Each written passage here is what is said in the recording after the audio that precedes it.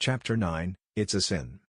Every religion from Judaism to Islam has been touched by the evil of pedophilia within its confines, but the Roman Catholic Church and branches seem to appear more often than most. The Vatican has even apologized to victims and paid out unknown amounts to survivors of abuse both at churches as well as children's homes and orphanages. The Pope himself admitted that 2% of the priests within the church were in fact pedophiles, and if you include facilitators it's fair to say it could be much more. In 2004, the John Jay report tabulated 4,329 priests in the USA alone had allegations against them. The church has a shocking record when it comes to pedophile priests, including Gerald Ridsdale, Ronald McKiernan and George Pell.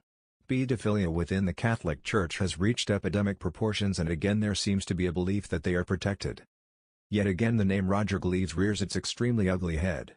The Bishop of Medway, his religious title was from different parts of obscure church orders, namely the Old Catholic Church, to which he was ordained in 1960 along with Geoffrey Paget King, the Archbishop of Walsingham. In 1962 he changed to the Old Catholic Church, English Rite, which was headed by the Archbishop of Verulam Wilfrid Barrington Evans. Gleaves used the nickname Barry Evans years later to set up GB Security. He seemed to have a knack of finding fellow pedophiles within the church, including John Harding, John Collins along with Harold Brawley. All priests convicted of sexually assaulting children. Paget King and Barrington Evans joined together and pushed Gleaves out, with Evans obtaining an injunction against Gleaves, but in 1966 he created the Old Catholic Church of Great Britain and was ordained as the Bishop of Medway, and so the evil legend had been born. Along with Harold Brawley they transformed the disused Methodist Church in Raynham into St. Joseph the Workman. In 1971 Gleaves also founded the Western Orthodox Church, aided by an American Archbishop Brown of Milwaukee. He set up many charities under the auspices of the Old Catholic Church, which was the main center for his activities. He was often seen in his bishop's regalia at places like Euston Railway Station and Victoria Coach Station.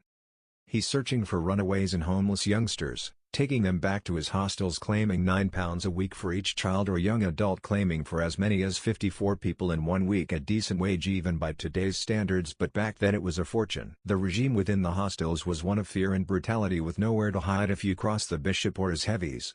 Residents at the hostels were employed to run Gleaves' security company, which operated at the likes of sporting events including a world heavyweight title fight, concerts, Tooting Bec Hospital and Thames Television. Gleaves must have had some contacts to be able to get these gigs without being checked out in the first place. Slave labor was in fact the order of the day for Gleaves, and brutality was rife if anybody defied the bishop or his brutal regime, and as was seen with the murder of Billy McPhee, punishment knew no boundaries. It came crashing down after Billy was murdered, but what was his punishment for the years of fraud against the local councils and the bogus charity donations? The lifetime of harm and heartache he caused children and young adults, and his role in the abduction and subsequent murder of Billy McPhee? Life imprisonment? Made to repay the thousands of pounds he stole? No, nothing at all. In fact, to this day his accountability to Billy and his family remains at zero, and there is no doubt that this pedophile priest was involved, if not in complete control of what happened on that day.